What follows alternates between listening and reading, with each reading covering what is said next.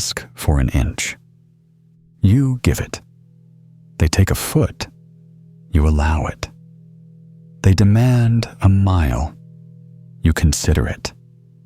It's never enough. Each yes becomes the new baseline. Each exception becomes the new rule. Each kindness becomes an expectation. You set a boundary. They push. You reinforce it. They push harder. You hold firm. They act like you've committed a war crime. This isn't coincidence. It's strategy. And you've been playing their game without knowing the rules. Think right now. Who in your life treats your no like the opening of a negotiation? Who makes you defend every boundary like it's on trial? That person?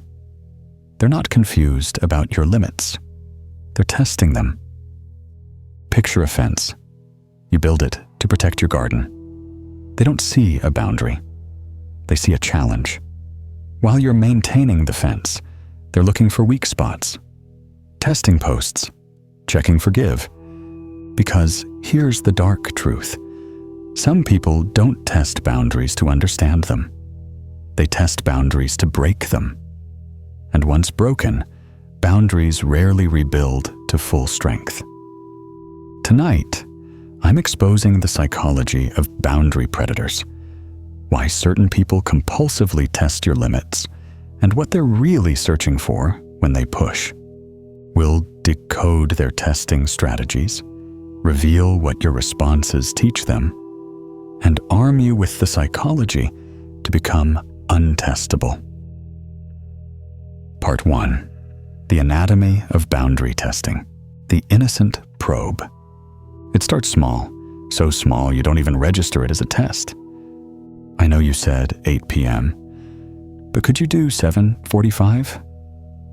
Just this once? I'll only take a minute of your time. Takes an hour. These aren't requests.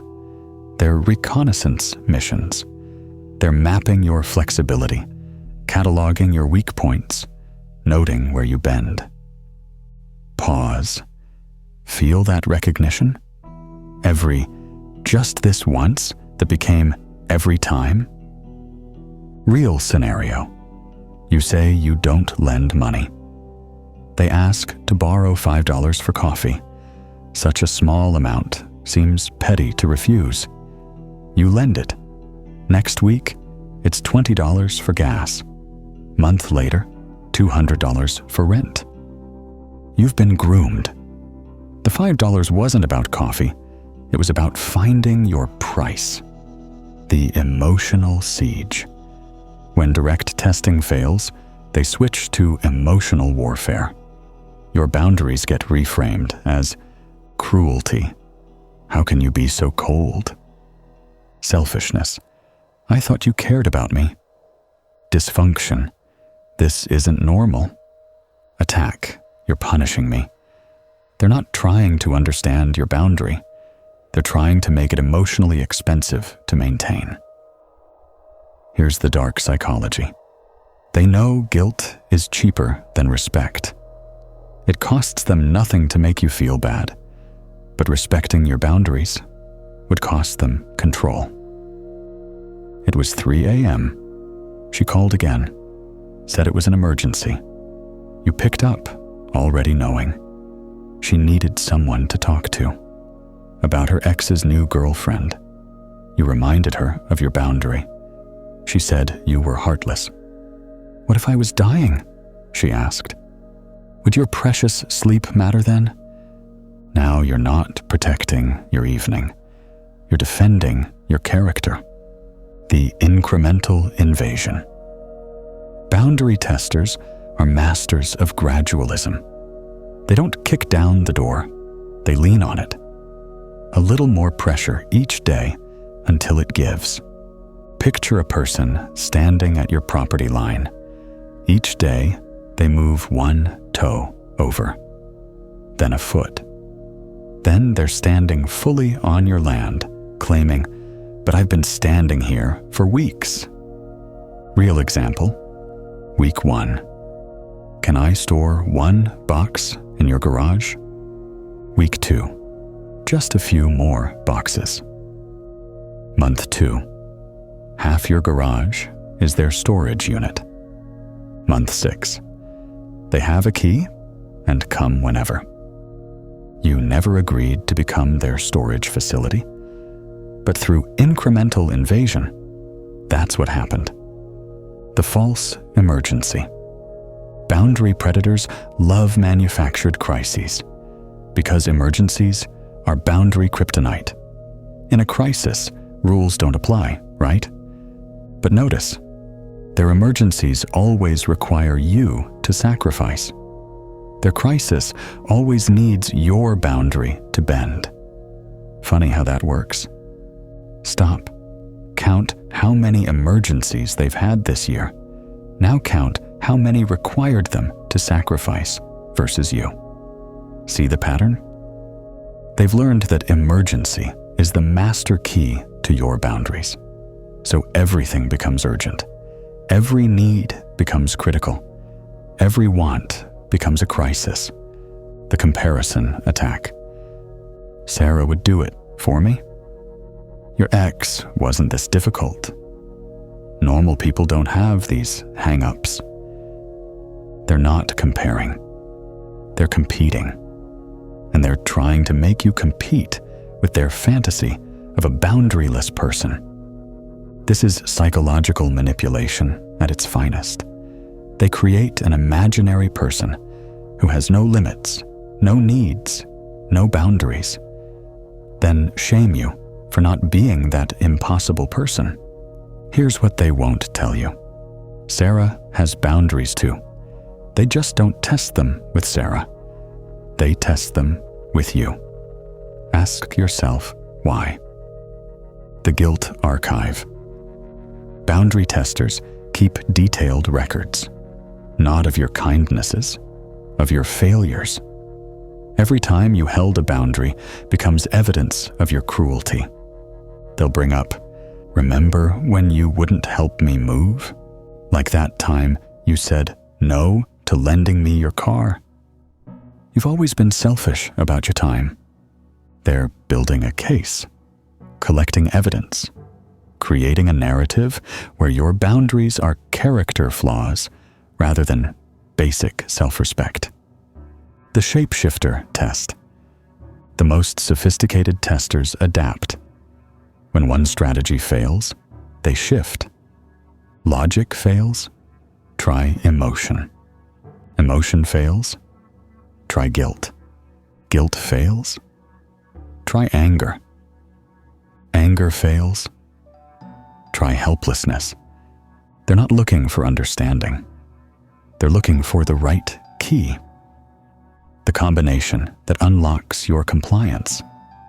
So you see their strategies, their tests, their probes. But why? What drives someone to relentlessly assault the boundaries of others? The answer reveals something disturbing about how they see you, and more importantly, how they see themselves. Part 2. The psychology behind the push, the entitlement core. At the center of every boundary tester lives a fundamental belief. My needs matter more than your limits. This isn't conscious. They don't wake up thinking, I'm going to violate someone today. But their operating system runs on entitlement. Your boundaries are bugs in their program, glitches to be fixed. They see your no not as a decision, but as a malfunction. Something wrong with you that needs correcting. Because in their world, their needs should override your autonomy. Breathe. Let that sink in. They don't see your boundaries as valid. They see them as obstacles between them and what they want. The control addiction. Boundary testing is about control, but not the control you think. They're not trying to control you. They're trying to control their anxiety about not controlling you. Your firm boundaries trigger their deepest fear: irrelevance. If they can't influence you, if they can't make you bend, if they can't make you prioritize them, do they matter? So they test, and test, and test. Because each successful boundary violation is a hit of the drug they need: significance. Notice how they relax after you give in. That's not satisfaction. That's an addict getting their fix. But like any addiction, the relief is temporary. They'll need another hit soon. The childhood blueprint. Many boundary testers learned early that persistence pays. Maybe they had parents who said no, but meant, "Convince me." Maybe boundaries in their home were suggestions, not rules. They learned. No means not yet. Rules mean unless you push hard enough. Boundaries mean until I wear you down. They're not being malicious. They're running the only program they know. But their programming is incompatible with your sovereignty. Here's the tragic part. They often feel anxious around firm boundaries because it doesn't match their blueprint.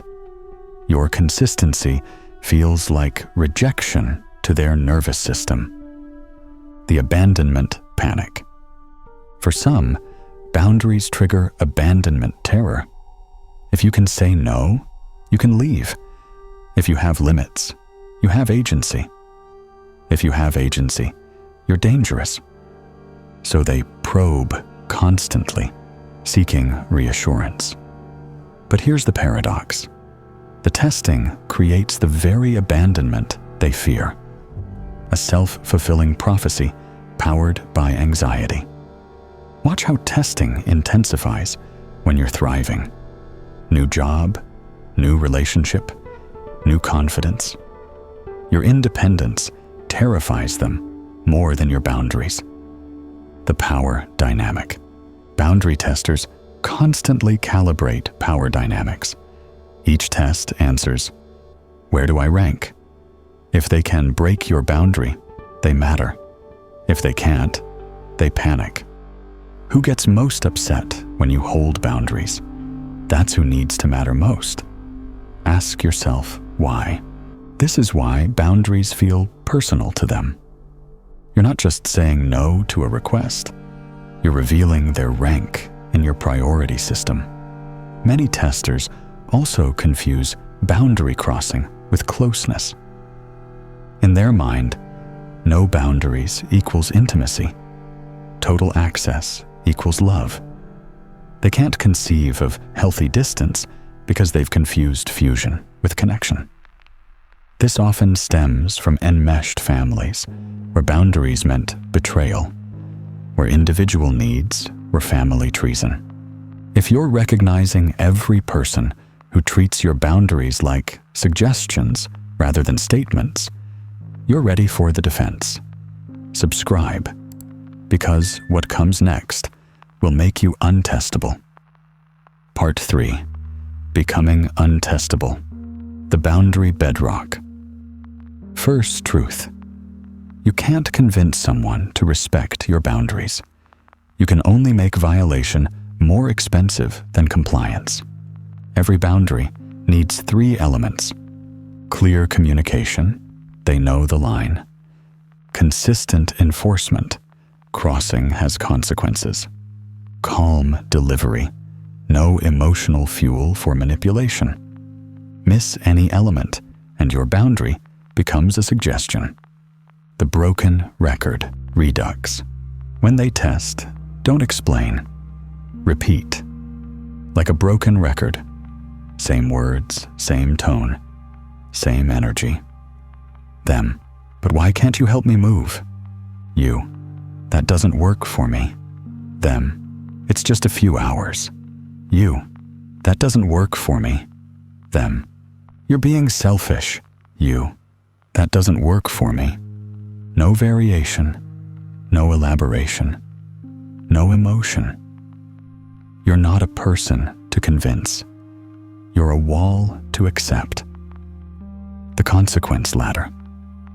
Create escalating consequences for boundary violations.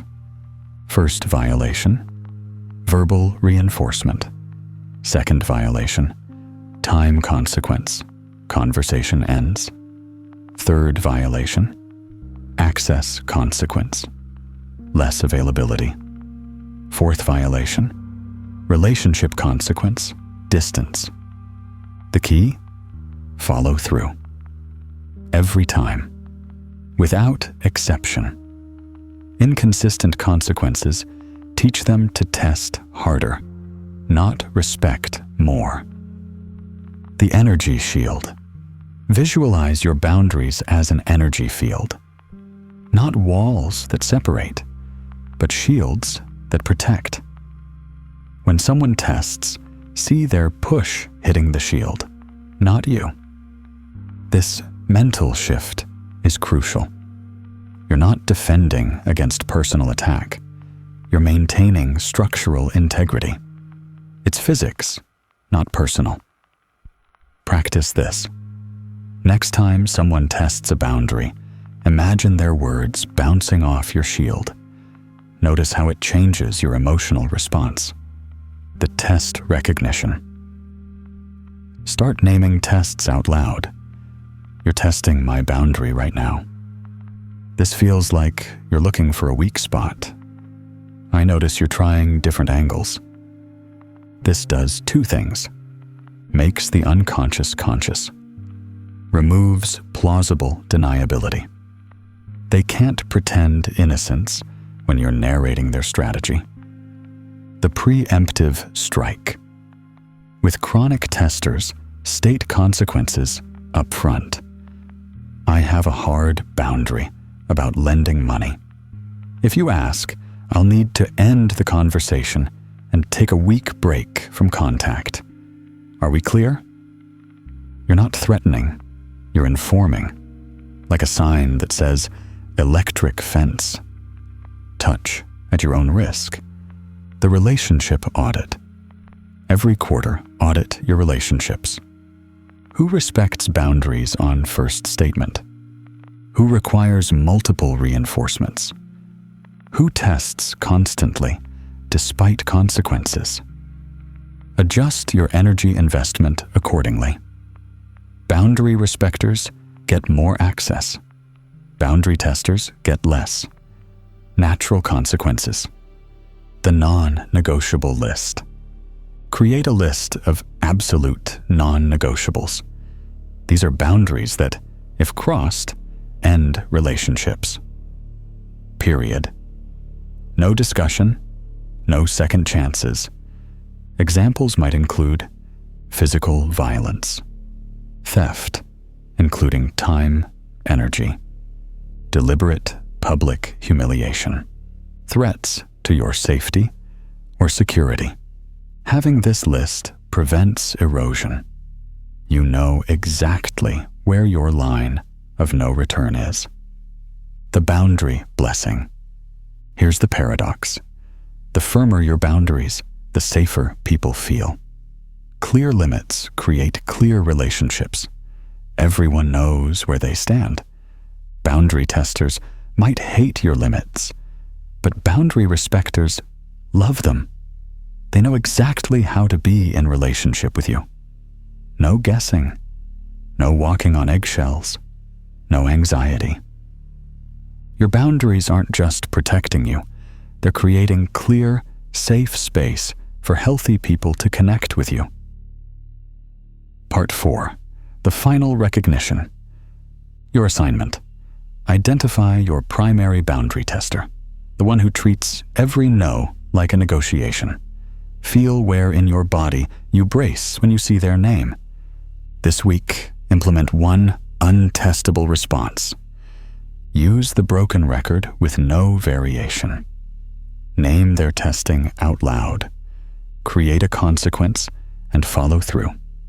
Refuse to defend what needs no defense. Watch what happens.